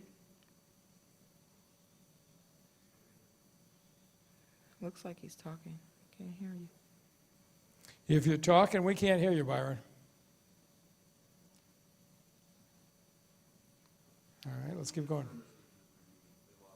Oh, I'm sorry, this is on us. So apparently we lost the feed and we're rebooting. So let's make sure we don't lose those last two callers. How long is this going to take? Just north of the Wheeler Rec Center. 3 to 5 minutes. Williams Rec Center. Okay, you can hear him. All right, go ahead and repeat it. Mr. Mayor. Hold on, I'm sorry. Go ahead. Speak So does that mean we don't have that? Mitigation of removing hazardous waste, Byron? cleaning that place up. Byron? When is it going to be back on? Byron, can you start over, please? I could, but I can't see the mayor for a response. He can hear you now. Okay, so Byron Osborne, District 5, Boston Edison area block club, president of the Edison Block Club. And our children over here, we use the Walker Williams Rec Center. Right now it's being used as a COVID testing facility. I was wondering if you could speak to the time frame on when it's going to be, the hazardous material will be mitigated, when it's going to be cleaned up, when it'll be opened back to the public. And I know our seniors used it. And Hakeem, what's the give timetable? a synopsis on how it's going to be cleaned up. Or Brad, do we have a timetable? So it's still going to be, we're probably looking at July. So we've got a health crisis, and people are getting vaccinated, people are getting tested there, and it's a central location. So if I knew how fast COVID was going to go down, I would be able to tell you. I'm optimistic that we're going to be through it this spring and be able to be phasing down, and that we could be open by July. But that depends upon the virus cooperating. Byron, you'll be moved to a breakout room. Next caller is Val.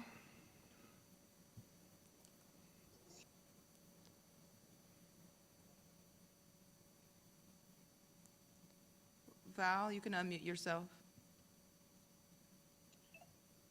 Can you hear me now? We can. Recording in progress. All right. Hello, everyone. How you doing, Mr. Mayor? Good. I was calling in. I'm in District 2 in regards of the street. It's right on Sorrento and Otter Drive. A few years back, we had got the roads done on Otter Drive all the way up to Livernois to 7 Mile. The roads was done, and on Sorrento and Otter Drive, we have a big hole there, and it never been fixed. So I was calling about that issue, and then also right there on Sorrento and Otter Drive, the sign is gone. The Sorrento sign is gone. So I just want to know how can that be replaced? So Kim Tandy's sitting right here. I know she's going to replace the sign. And let's figure out what's going on, whether that was a county project or our project, and let's see if, whoever it is, see if we can fix the hole. All right, we're going to follow up on Sorrento and Outer Drive. So Kim Tandy's right here, and she's going to follow up. You'll be moved to the breakout room. Next caller, Wanda Hill. Hello? Good evening.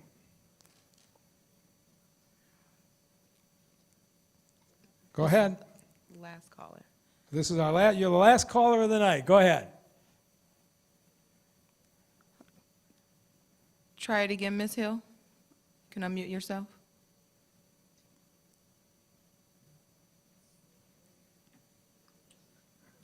Can't hear anything. Well, we can hear you. Be careful what you say.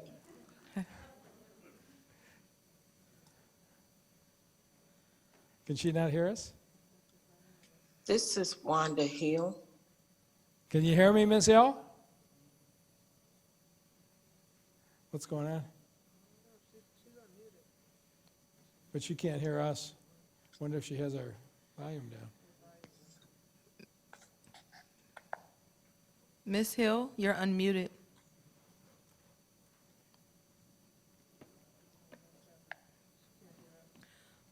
Okay, so why don't you guys see if you can get One back to her. moment, please, while we address technical difficulties.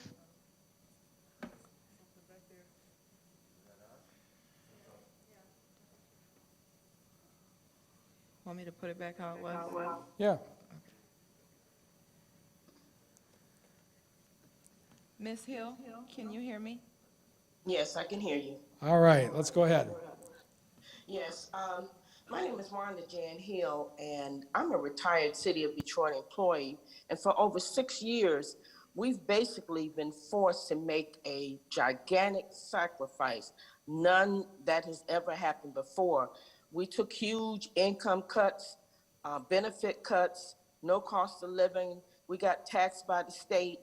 And we're constantly, well, we're currently now still making millions of payments to the city, some fund, or if our money was redistributed among ourselves.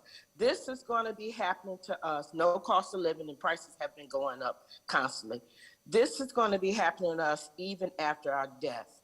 And there's nothing worse than not getting attention or not feeling as though someone is here for your benefit or looking out for you or having any kind of empathy for us. We'd like to have the decency of your office, consideration of your office, of that American Rescue, because I've heard that earlier about the general fund. We're not talking about the general fund. We're talking about the American Rescue Fund. If some money can be provided to us from that, we are catching problems. And like I said, it's been over 6 years that this has been happening. It's going to continue even after our death. Our beneficiary, our legacy is going to be affected. So can we?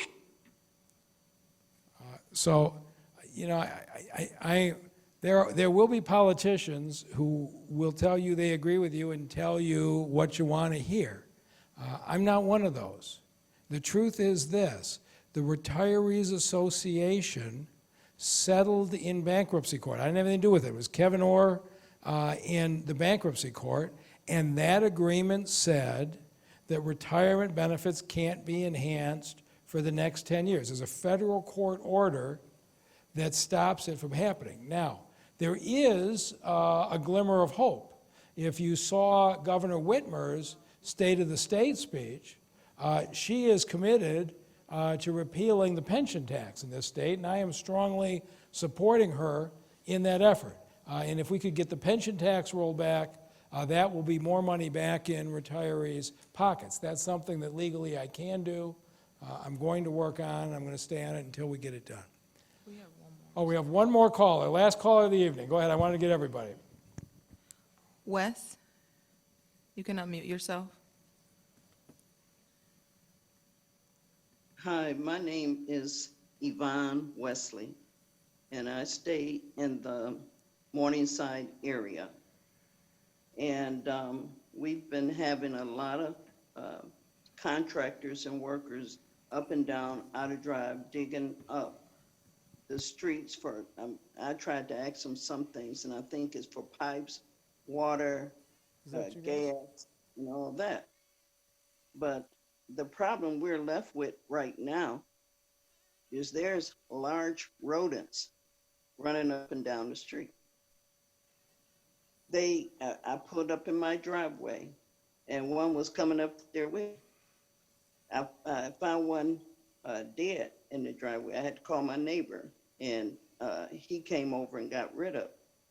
So there's a real. Is there anybody here from the health department? Okay, well, Dave Bell. Dave, why don't you take this, and let's make sure the health department gets out and responds on this. Yeah, because I wanted to know if there's anything being done, or is there anything the city can do about this? Good evening, Ms. Wesley. We're going to move you to the the breakout room, and we're going to get your information, and we will get somebody over there to put some rat bait down wherever it's needed. Okay? Oh, I thank you. Thank you.